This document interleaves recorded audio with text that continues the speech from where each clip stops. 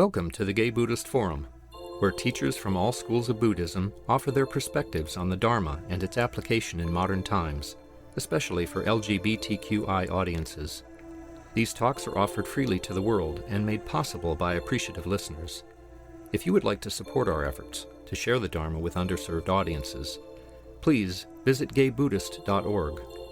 There you can donate, find a list of upcoming speakers, or enjoy many hundreds of these recorded talks dating back to 1996.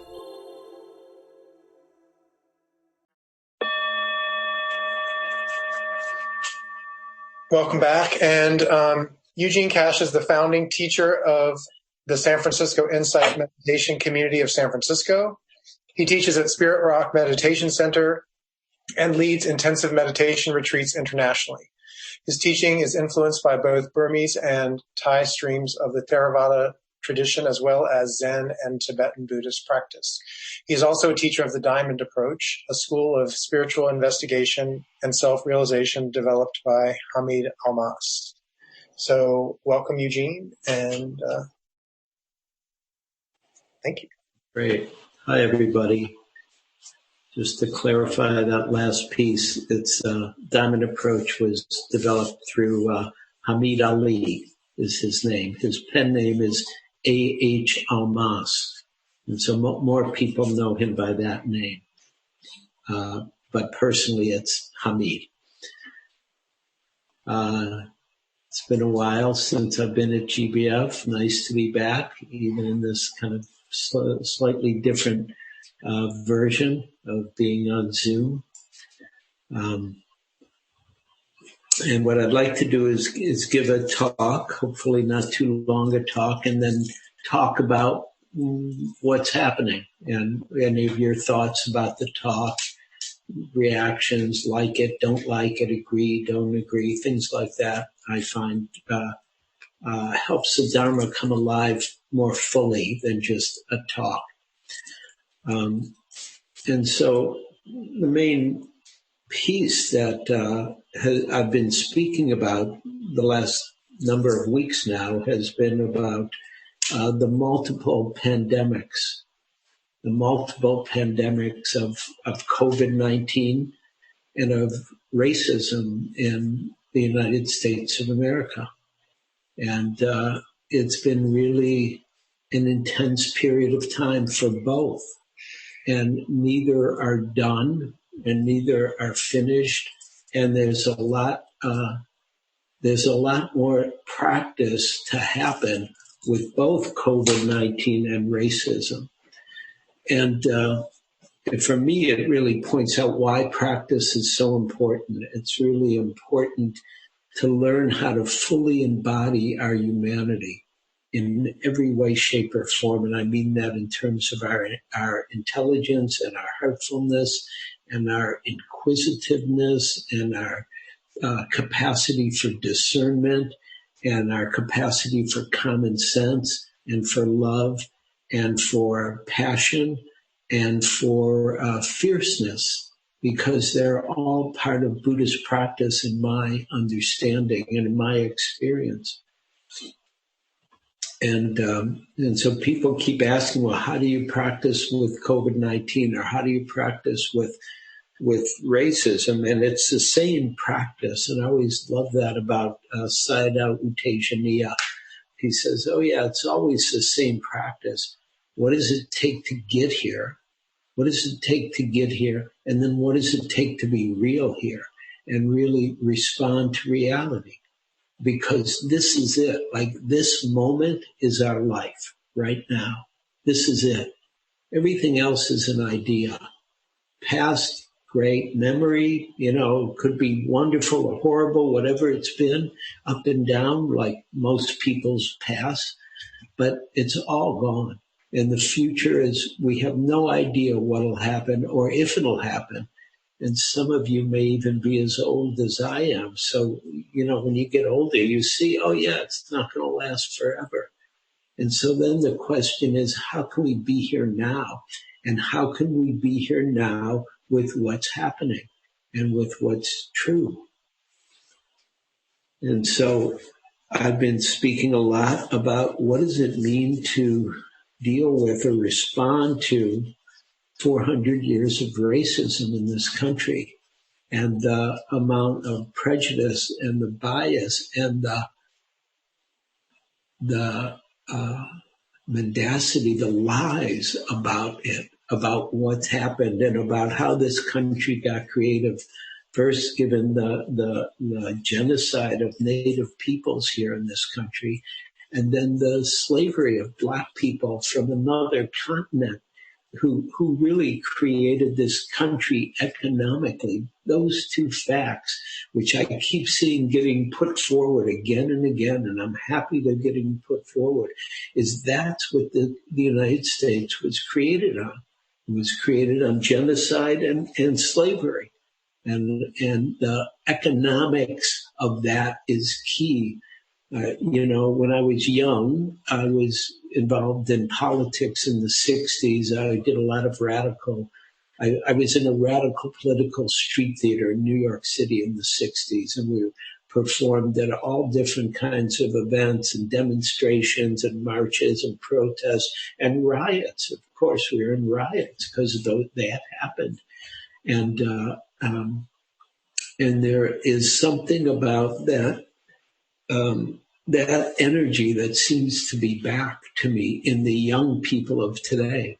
And so I haven't been out in the streets rioting. I'm happy to protest. I'm too old to riot, to be honest. But I'm really so impressed with the young people who are standing up for what I think is common sense reality that this country said it was founded on.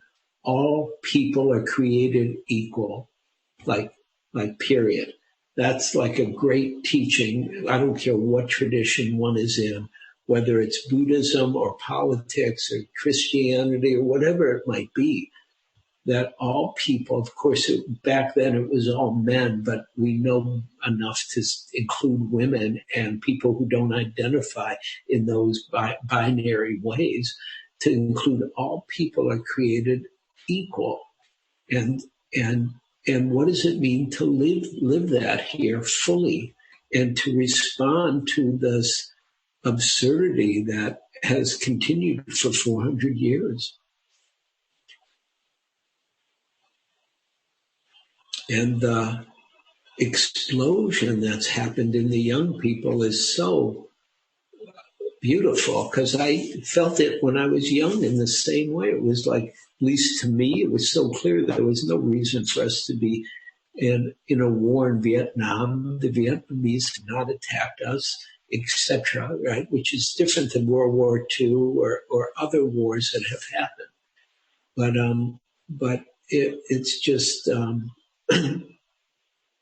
the common sense response is no. I'm not going to war. I did all kinds of things to get out of going to a war in Vietnam, because I was 18 in 1967, something like that. Yeah. And so the draft, I remember having to do something to get out of the draft, not be drafted. But I wasn't being shot because of my color or my religion or I passed for white. So I have a lot of privilege in that sense. And when I just look at the number of Black people who are still being killed here in this country, as if it's normal, as if it makes some kind of sense, because of course it does, in the sense that it's been happening for 400 years. And so people, especially if you're white, you don't think about it so much generally. And it really made me wonder how many people here identify as white. Raise your hand if you identify as white. And keep your hand up for a minute, please, just so I can go to the other screen and see, yeah, okay.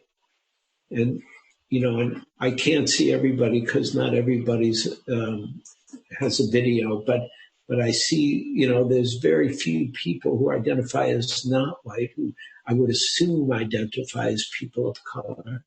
And it's a very different experience if one either identifies as white or is seen as white because one has a certain privilege in this country.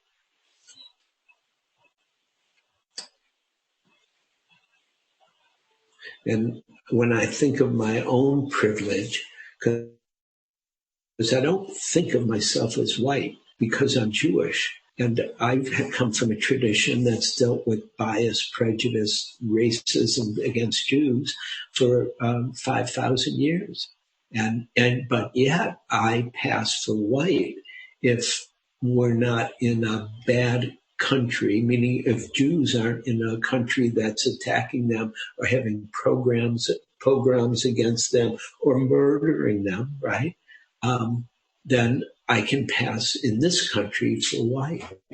And I'm, and I'm happy to not get attacked. But I also know something that was handed down to me by my parents, really, and my religious upbringing, which is you never know when it'll change. You never know when it will change. You'll never know when you might have to leave where it feels secure and safe. And that's something I grew up with from the get-go. And America's been mostly great to Jews, although recently we're seeing more anti-Semitism again and more attacking of Jews. But you never know when the whole thing will shift, and then you'll be the one that people are after. But in America, one reason why it hasn't been so bad for Jews as America had its minority that it attacked, which is people of color, and very specifically Black people of color. And not that they didn't attack brown people or yellow people, meaning Asian people from Asia or people from South America or Mexico. But in fact, the foreground has been the attack on African Americans from the get-go, and slavery and the insanity of enslaving people, owning people. They become your property and you own them and you take them and you do what you want. I mean, that's just, to me, that's crazy. And yet, as I was saying about privilege, I wanted to say one thing because I feel my privilege because I pass for white. And I noticed that I'll wake up some mornings lately and it's like, oh, I'm tired of this. I wish it was back to when it was calmer. I wish it was back to it wasn't so bad. But in fact, it's not so bad for me, but it's been bad for 400 years. So one of the things practice does, it helps us not to just believe our feelings. Like my feeling is, okay, I'm tired of this. I just want to have a normal day. I don't want to have to deal with this. But some people can't think like that because they're African American. And so they have to pay attention all the time to reality, to what's happening, because shit could happen anytime, especially if you're driving and you get pulled over. And so I'm just saying this because I'm saying practice teaches us not just to act on our feelings or our privilege or our ignorance, but to see deeper what's true, what's really true, and how do we want to respond to the truth? How do we want to act? What does it mean to have a dynamic Buddhist practice where we act skillfully and kindly and fiercely and recklessly at times? Reckless, maybe not the best word, because I mean with with some intelligence, but also with a kind of no holds barred attitude, so we can make what needs to happen. And I think of this as dynamic practice, and it takes a kind of courage. And courage is what it takes to stand up and to speak out. It's what it's taking all those people to protest and challenge the police forces that have been ignorantly trained and conditioned to attack people of color, right? And so courage is, as Winston Churchill, who saved the United Kingdom in World War II, he said, courage is what it takes to stand up and speak. Courage is what it takes to stand up and speak. And of course, wisely, he also said, courage is also what it takes to sit down and listen, because both are needed and both are part of practice. We want to listen. We want to see. We want to get here. That's why we meditate. And then we want to see what's needed to be said, what's needed to be done. How should we, what's the right action? I love the word. I like thinking dynamic. I looked it up in the dictionary. I like words. And so I looked it up in dynamic. Some of the other words related to dynamic are energetic, spirited, lively, vigorous, vital, diligent, committed, devoted, passionate. That's how I understand practice, right? We want to be energetic about our practice. We want to be vigorous and diligent and committed and devoted and spirited about it. Not just that meditation is not just sitting on the cushion. Meditation is a 24/7 practice. Sitting is part of the roots of the tree of what it means to flourish in the Dharma and to grow and blossom in every which way. I saw in the news today, maybe it was yesterday, that Merriam-Webster, who made the old dictionaries, remember when everybody had a book dictionary? I do, but now everybody's online. But Merriam-Webster has updated its definition of racism. It's updated its definition. Why? Because a 22-year-old black woman challenged them and said, "You're not getting what it means," because it didn't understand the systemic racism that is part of the fabric of our country and that we often don't see. It's not just about the blatant racism like, oh, I hate you because you're black. No, it's the systemic racism that the incarnation of, incarceration of black men has come from, right? Where there's this insane amount of black people put in prison, in order to control the blacks, right? Or the other ways systemic racism works financially and educationally and health-wise. It's why so many more black people are suffering from COVID-19. It's because of the causes and conditions, as we would say in Buddhism, that then create suffering. And they're systemic in this country if you're African American. This is from a friend of mine, a very successful black woman who I know in spiritual practice. I know her, and she's also a friend, and I've also worked with her. And she wrote this after she watched the video of George Floyd. She said, "In my 41 years, I've come out both as a queer woman and a survivor of sexual assault. Coming out is a powerful act. It means that everyone who knows you knows something personal and is personally impacted. It changes people to know someone. And if enough changed people happen, then we change the world."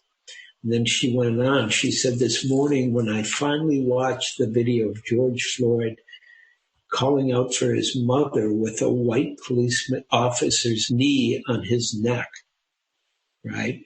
I watched the video of George Floyd calling out for his mother with a white police officer's knee on his neck. I wondered, she said, if my cousin Brady called out for his mother before he died in police custody 20 plus years ago.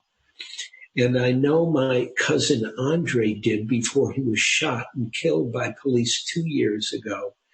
Deadly police brutality in the Black community is the story of my family, the backdrop of my life, and I'm coming out about it now.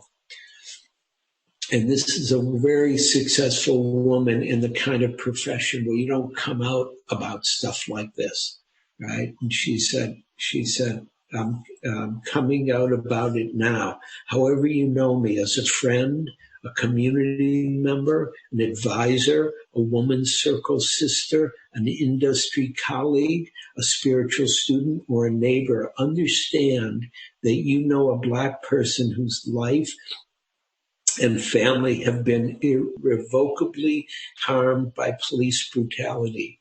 You know someone who relives personal trauma every time the police snuff out another beautiful Black life. And she said, please let that change you.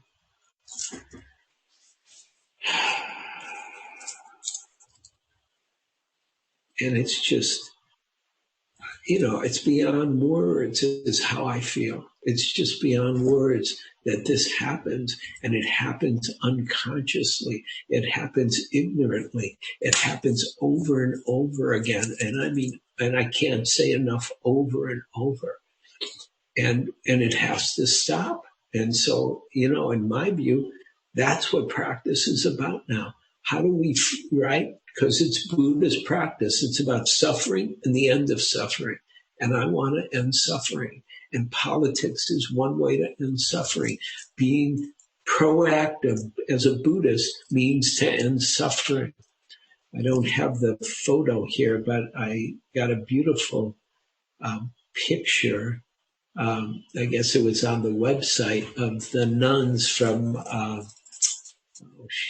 forgetting the name of the monastery they have in eastern California in the foothills. I'm thinking of other monasteries' names. If anybody remembers the names of the nuns, they used to live here in San Francisco. I was friends with them, Aya Nandabodhi and Santa Chita. Good friends, but I forget their monastery. But they sent a photo of them protesting in Sacramento, wearing signs that say Black Lives Matter. And I just love that about them. I love their, and it's one of the things I loved about them when they lived here. They aren't afraid to be real, because what else is important? Really, what else is important for all of us? I also saw a story about Sojourner Truth, who was an American abolitionist and women's rights activist. And she was born into slavery in New York, the state of New York, and escaped with her infant daughter to freedom in 1826. And then she went back to the courts to court to recover her son in 1828 and became the first Black woman to win such a case against a white man. And she said, life is a hard battle anyway. If we laugh and sing a little as we fight the good fight of freedom, it makes it all go easier. I will not allow my life's light to be determined by the darkness around me. And so even for many of us, not all of us, but many of us here today, just to be totally clear, I'm not a gay man, but it's just not even a thought to me about, should people be free to be homosexuals? Right. I remember when people weren't so free to be homosexuals. I grew up in Detroit, and there were certain places you could be gay, and in certain places you didn't want to tell people you were gay, right? It was dangerous. And so, but for most, maybe all of you here, you're gay, right? So you could reflect upon your own freedom and your own experience of bias, because even though you may be free, I would imagine you've experienced bias, prejudice, ignorance, hatred in your lives because of the insanity of people caring about who people sleep with. I mean, like, is that, at least in my heart and mind, is that ridiculous or what?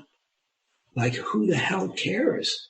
But people have prejudice and bias and ignorance, right? And,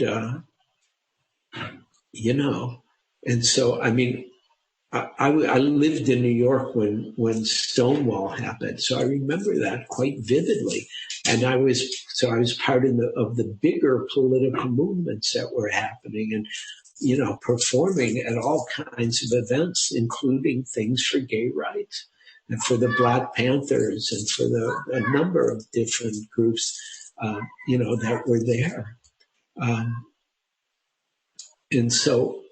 And it's all about freedom, just to be ourselves, to be human beings, which is like crazy that one has to fight for that, but sometimes that's what reality calls for, right?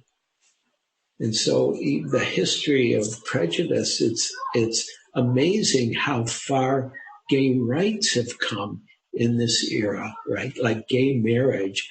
Like when I was young, even in New York, I mean, nobody was thinking gay marriage would be okay. That was, and when I moved to San Francisco, actually, I lived on Castro Street, really as it became Castro Street. In the old days, it was Eureka Valley. And then it became Castro Street, and it was just all gay. And it was like, but I don't remember in the early days people talking about gay marriage. I mean, and so a lot's happened for gay rights, a tremendous amount, and it's good. And it's not done, but it's part of what we're all sitting with here as human beings together. And it's a good point of reference for what needs to happen now as we live our lives together and keep moving forward so everybody is free. And so that's my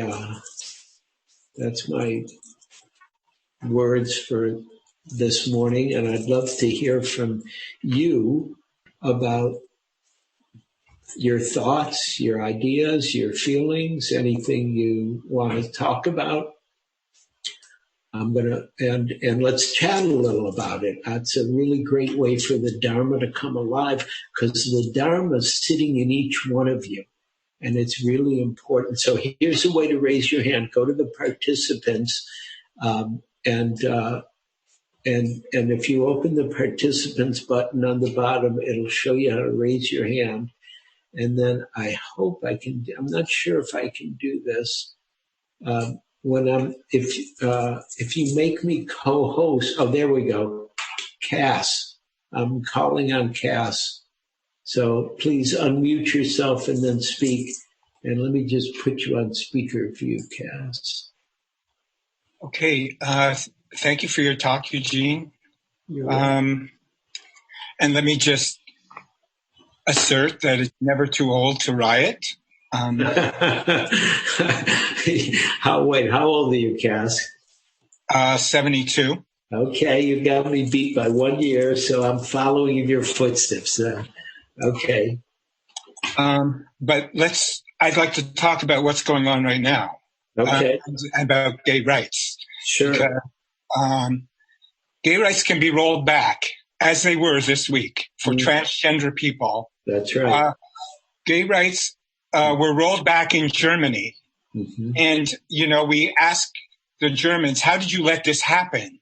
Mm-hmm. What were you doing that you just let this happen? Mm-hmm. Well, maybe there's a pandemic going on. Maybe there's,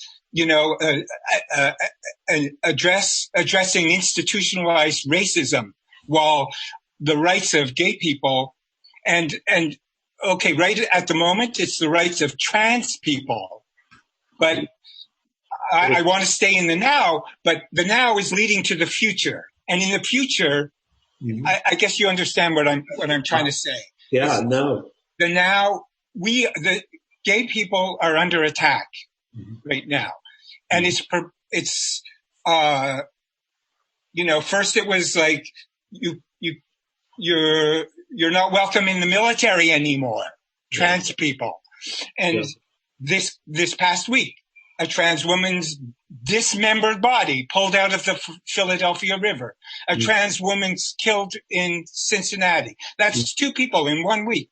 And it's because of the rhetoric of an anti-gay pandemic.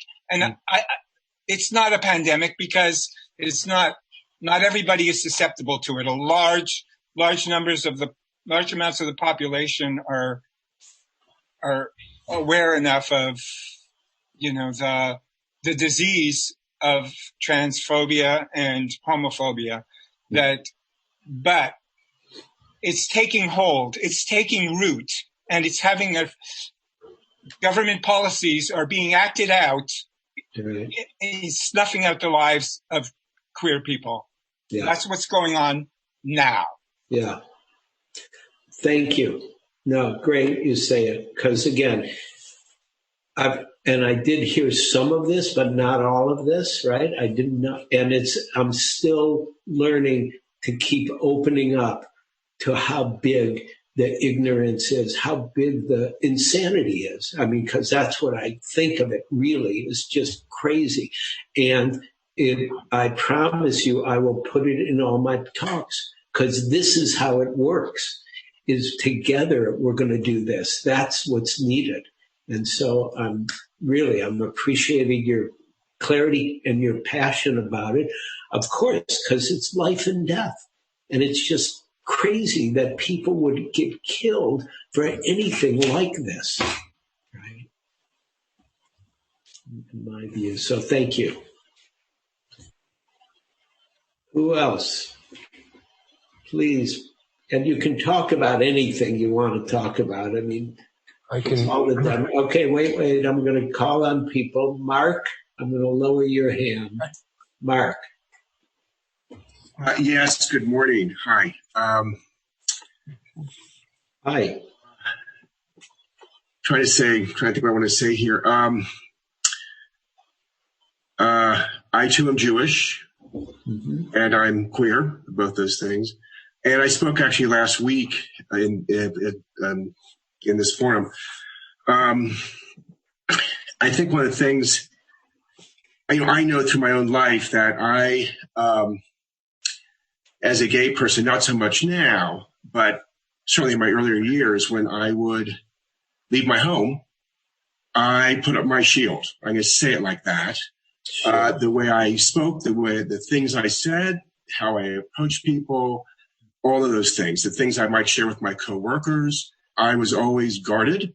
I think that has something that is sort of something I accept. I have accepted. I feel much more fully expressed now than I was, I would say, as a younger man. I guess the point I'm really trying to say is that I liked how you said that my experience is a good point of reference.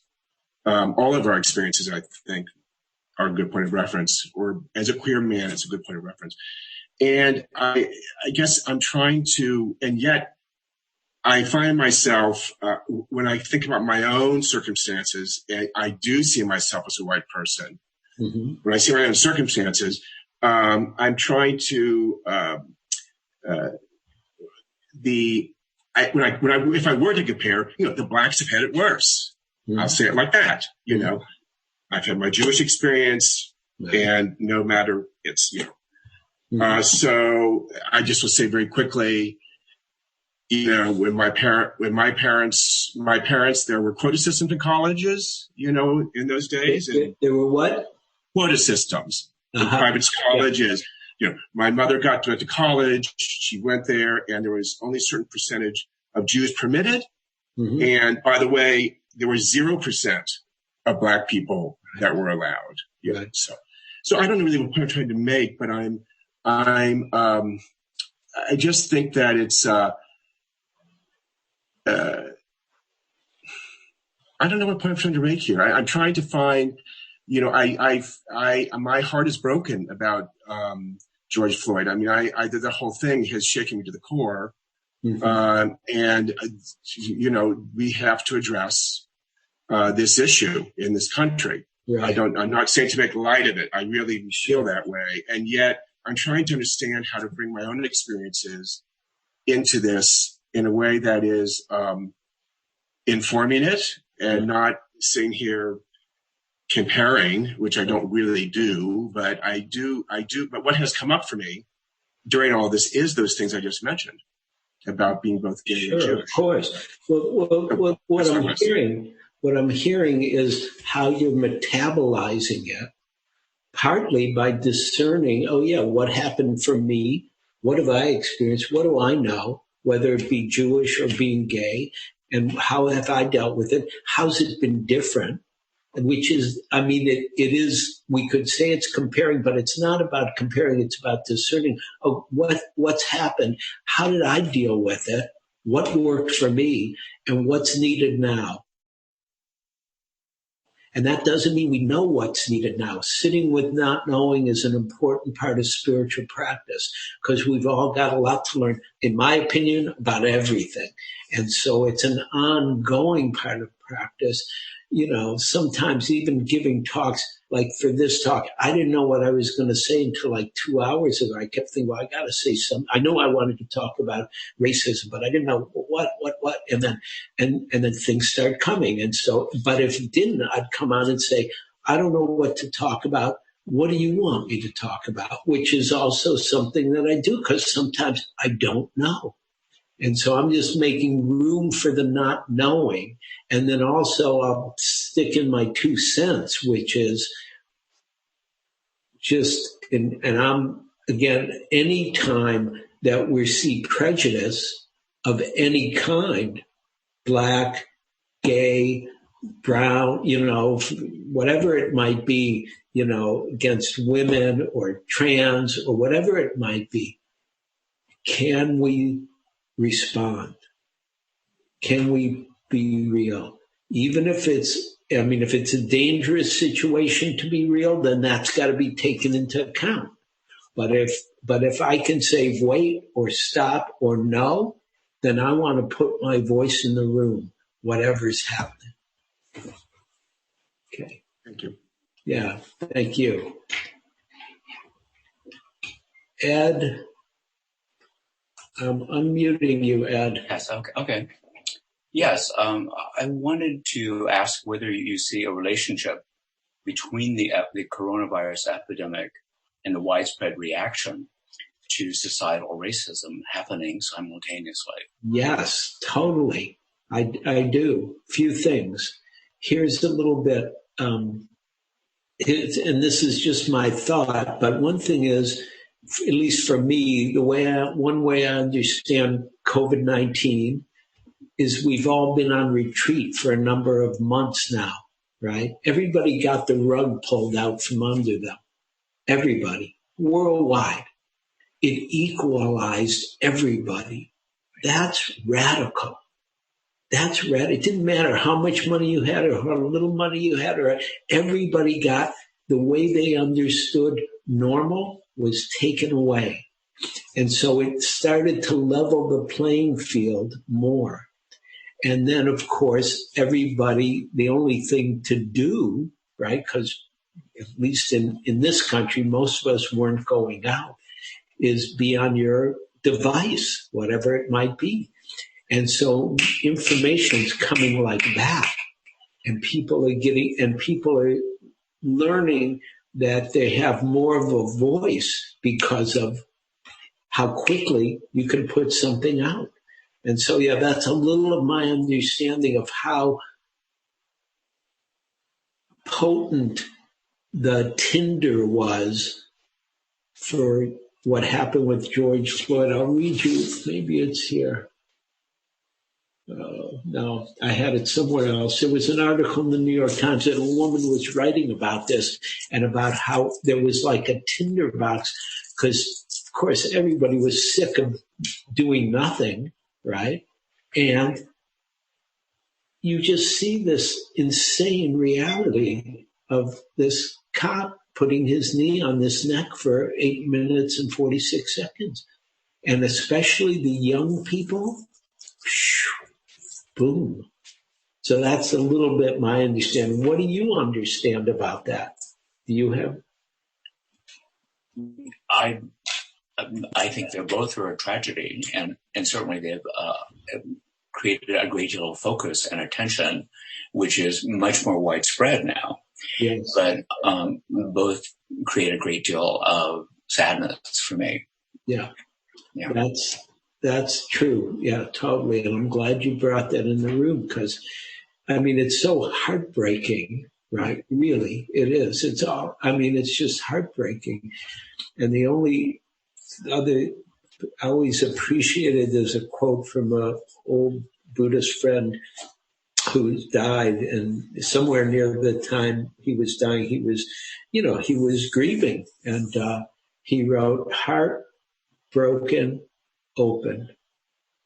Oh, wow.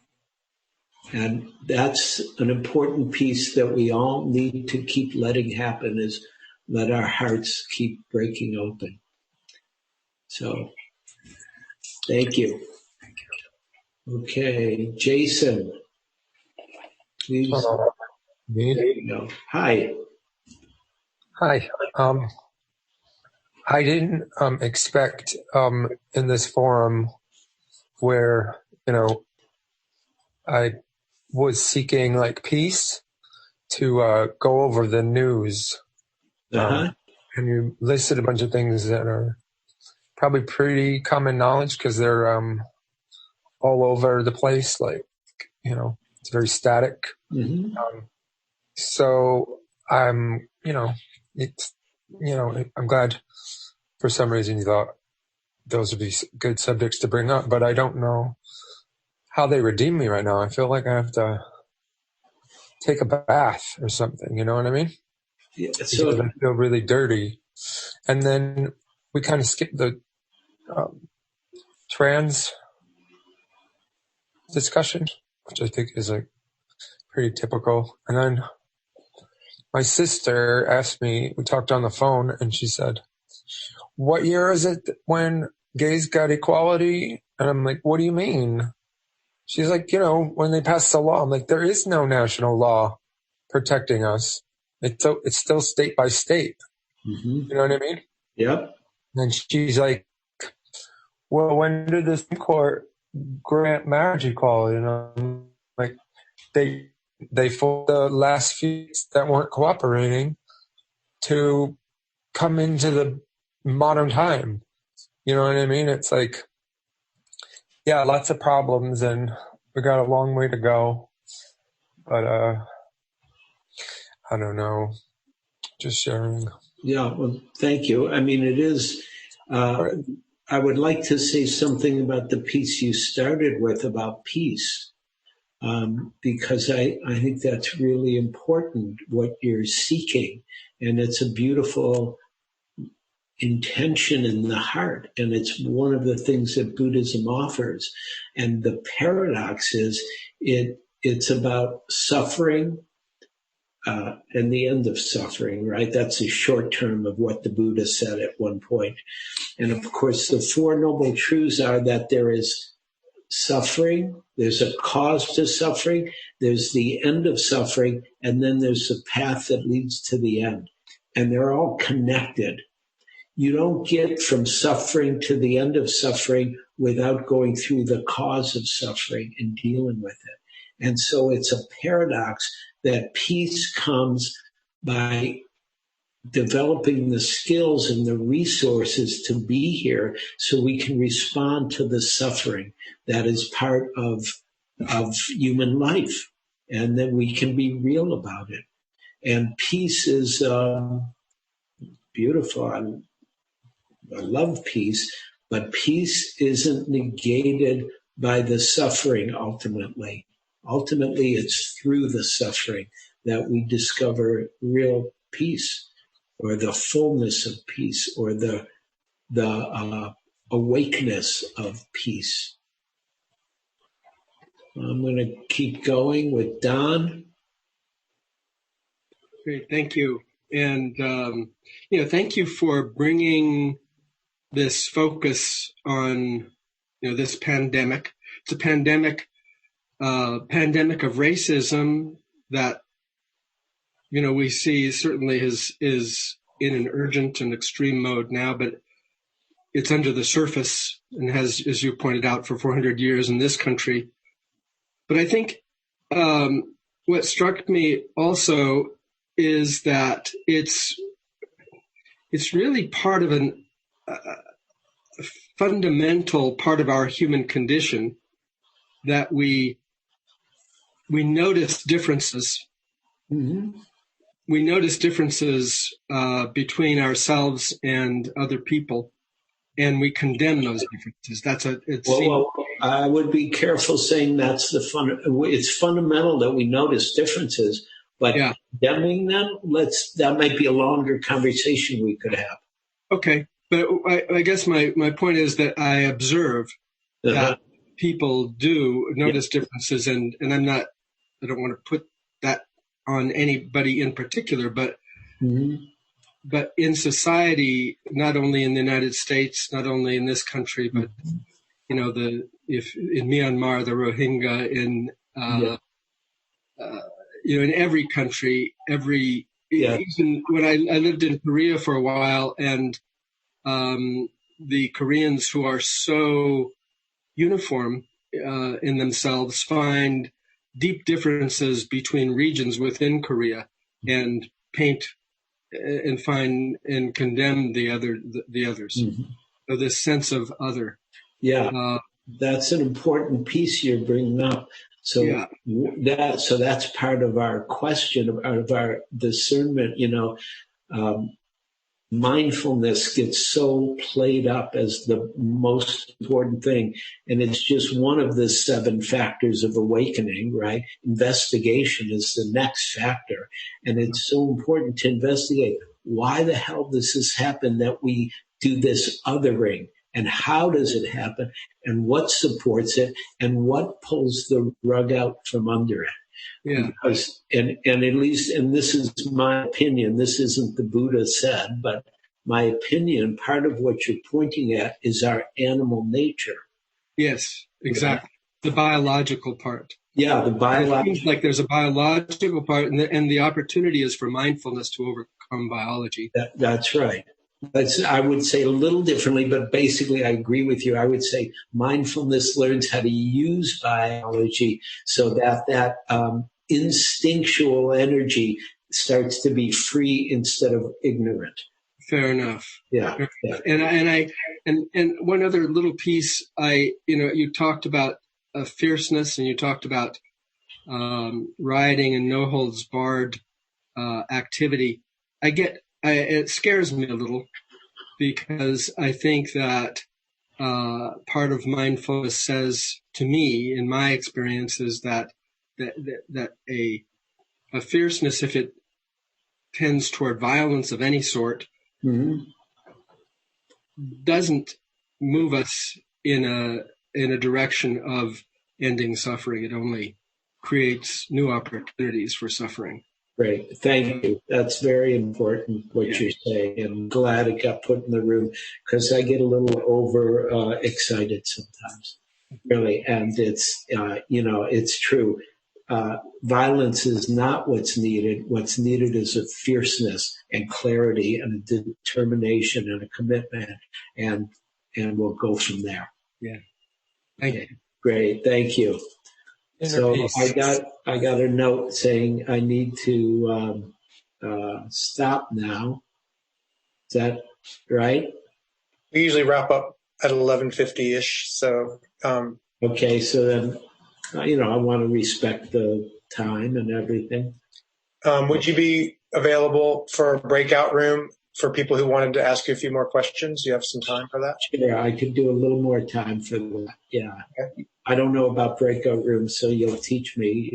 Put me. I'll try it. I think I know how to do it. So I'll send you to a room, and anybody else who wants to go, I think I can put them there. So. Let me just think if there's anything else. I just want to say something about SFI, San Francisco Insight. Please come join us every Sunday night at 6:00. Pamela Weiss is teaching tonight. I'm pretty sure I'm teaching next Sunday. I've been doing it about 30 years now, so I've been doing it a while. But great to be here at GBF. Really, thank you for bringing me in, and really much love to everybody. And let's get rid of all the ignorance in the world in a skillful way. Thank you. All right. Now this time we just have pause for announcements. Any announcements? I know that I have a question to anyone who knows. Our website is down for a moment. So is there a way that we can give Donna, perhaps we should send in Donna by mail? Anybody want to speak to that? Are you asking me? No, asking the GBF board members. Go ahead. Is Henry still here? Well, the upshot is that we're working on the website and having trouble with tech support. So the best thing would be to mail checks to our P.O. box. Does anybody know that address? Yeah, I'll put it in the chat. Okay, great.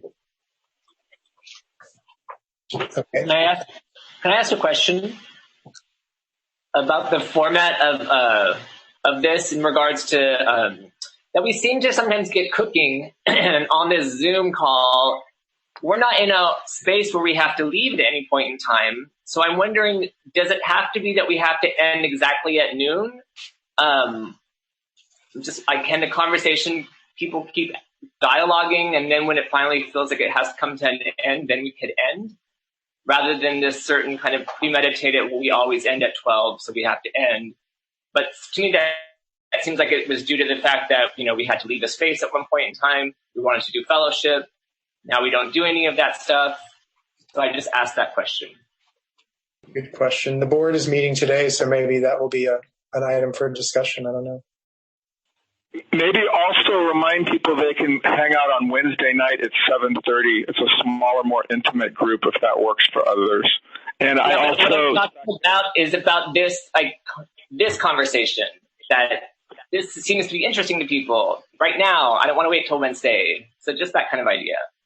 I agree, and I'm glad you spoke up. Deep bows. And also, at least for this week, if you want to stay and continue, we can do the breakout room for today, at least.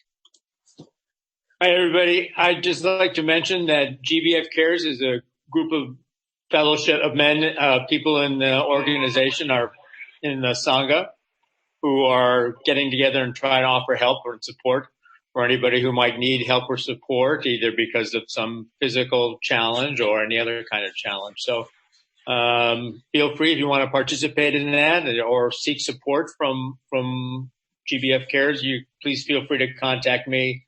I'll put my email in the chat box. Thank you.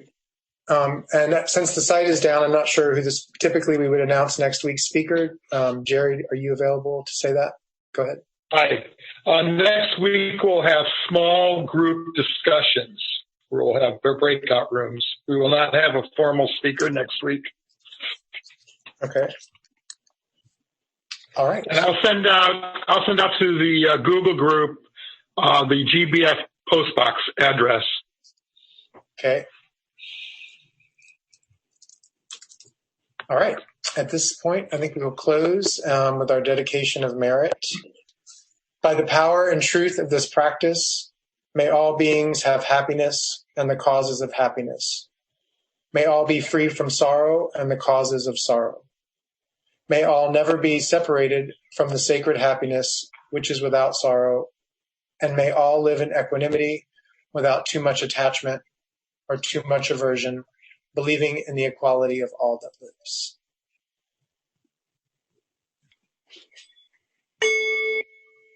Thank you, Eugene. Thank you, Eugene. Thank you. Thank you, everybody. Thank you. Pleasure. Good to be with you. Keep practicing. All right. So, Are we in a breakout room now? I'm going to create one here. 1 second. Yeah, just leave this up. Okay. All right. Yeah, great. Thank you. Thank Okay, you, George. Jason. Great. So what I wanted to say was that you had mentioned the moment when he called out for his mother. And for me, what I hear in that is not only his own personal mother, but a certain idea around compassion, around crying out for where's the compassion against this patriarchal violence that's happening to him in that moment, and to any of those Black men that cried out to their mothers. Mm-hmm.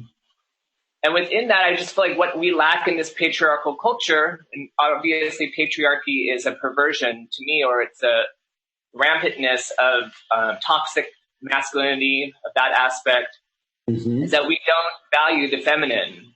Mm-hmm. And so within regards to homosexuals, gays being, persecuted, transgendered, it sounds like largely transgendered women having the violence done to them. But I feel like it's an act, it's this patriarchal violence that is really being perpetrated with just no sense of really understanding or honoring the feminine in our culture, or mothering in our culture, and that we really are lacking that. Right. So as much as we get into the protesting and get into that, I just say that, how do we also be aware that we're not playing into a violent patriarchal energy? Yeah. And also, where is it that we hold the space? And I think that this is one of those spaces where we hold the space for a more of a mothering, more of that kind of compassion, that concerning energy. Yeah, no, great. A few things. One is, what does it mean to transmute or transform that energy, which we all have in us? And I'm thinking in terms of both the masculine and feminine, not in terms of men and women, but that kind of energy that is very innate and that we often don't relate to well. And so people react in it's like there's a hyper masculinity that happens in reaction to true masculinity and in reaction to true femininity that is in both of which are in us. And so, and that's a really important part of practice, to begin to discern that and see it here and see it there. Because I didn't say this, because all mindfulness practice is both internal and external. It's not just we're sitting on our cushion by ourselves. And so, I'm appreciating what you're saying. And it's a slow evolution for humanity as I see it. And it's really, because as the gentleman was saying, it's not just in this country, it's in every country, the kind of bias or prejudice or racism or homophobia, whatever it might be. And it's like, I've lived in San Francisco now 50 years. It's like, I get acculturated. Homophobia, right? Does that even exist here? Because I don't feel it here. But if I read or look further, right, it's clear that it's... Well, let me tell you, when I walked out on my street corner the other day in my short shorts, I definitely had a moment of homophobic reaction. So even here in San Francisco, it is... This is sometimes I feel so naive that can even still be happening, because I've been very radical. I don't think of myself as so radical anymore, but I just think, are you kidding? People really react to this? That's why I feel naive. Really what I feel is my own innocence about humans. It's like, are you kidding? Is Eugene's reaction. But I keep getting they're still bound in their suffering, and that's how their suffering is playing out in attacking other people or being afraid of other people, however we want to say it. Yeah. But I'm glad you were in the room today. Thank you. John. Hi, thanks, Eugene, for your talk. Just wonder if you could say more about the function of anger on the Buddhist path, not so much in a negative way, but in the ending of suffering. Yeah, no, I like anger. I'm interested in anger. When I'm angry, I want to know it. I want to feel it. I don't want to just be caught in the story of it. I want to feel the energy of it, because it's got, in Buddhism, what I call a Vajra energy. And this is what I'm talking about, what can happen for us as we're mindful, as we stay present with what's true. Anger is one level, is an egoic level. We get angry. But then there's another level where we start to realize the fullness and truth of who we are, which if I was shorthand, I'd say our Buddha nature. Then there's a kind of Vajra energy. Vajra means sword-like energy that cuts through bullshit, that cuts through what's not true, that cuts through dukkha. And so that's a little bit about how I think about anger. I want to feel that energy, because there's a lot of energy there. And then when I can really stay embodied with that energy, then I can use my heart and mind and see what needs to happen and how do I want to function, not just reacting from the energy of anger. Mm-hmm. Does that make sense? Yeah, thank you. Great. Good. Okay. I'd like to please. Thank you, Eugene, for your service and your message. I left my Sangha meeting this morning in Bisbee, Arizona, because I was enraged that we weren't addressing these questions, and my skillfulness was just leaving the meeting. I didn't say anything.